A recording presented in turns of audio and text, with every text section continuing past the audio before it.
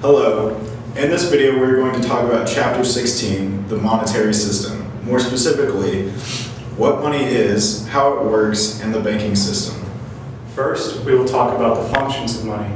The first function of money is a medium of exchange. So if you go into Quick Trip and want to purchase a candy bar, your money will serve as a medium of exchange in order to acquire real-world goods and services. The next function of money is money as a unit of account. This just means that when you're driving past Quick Trip and you see that unleaded gasoline costs $2.09 a gallon, you can figure out how much you can buy for $20. The third function of money is as a store of value. So if you believe the gas will be cheaper in the future, you can save your money in your checking account to buy more gas in the future. So to conclude at this point, we have said that there are three functions of money. First, money as a medium of exchange. Second, money as a unit of account. And third, money as a store of value. Next, we're going to talk about the kinds of money. And there are two kinds of money: commodity money and fiat money. Commodity money has real intrinsic value, for example, gold or any other precious metals, while fiat money has no intrinsic value and it is government issued. What would happen, you might ask, if there was no money in our economy? The result of this would be what we call a barter economy. A barter economy is where individuals directly exchange goods and services for another goods and service. For example, one individual might have an abundance of peanut butter and another individual might have an abundance of jelly.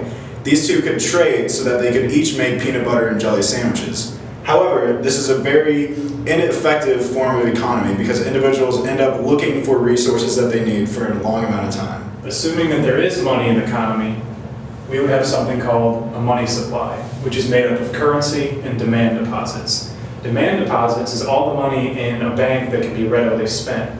And together, currency and demand deposits make up all the money in the economy that can be used for transactions. The United States money supply is measured in two ways, with M1 and M2.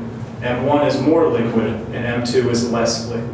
Liquidity refers to how easily an asset can be turned into cash. For example, a $20 bill is more liquid than a stock, and a stock is more liquid than a house. While all of these assets can be turned into cash, a $20 bill is readily available to buy goods and services, while a house needs to be sold to buy these goods and services. M1 is smaller than M2, and it is more liquid. M1 is made up of currency, demand deposits, traveler's checks, and other checkable deposits. M2 is much larger than M1 as it contains all less liquid assets, such as savings deposits, small-time deposits, money market mutual funds, other small categories, as well as everything in M1. So to conclude about the two categories of the money supply, M1 is included in everything that is M2. Think of it this way: M1 is like apple pie, and M2 is like all pies in general. All apple pie is a pie, but not all pies are apple pie. The Federal Reserve System, or the Fed, is made up of the Board of Governors and 12 regional banks.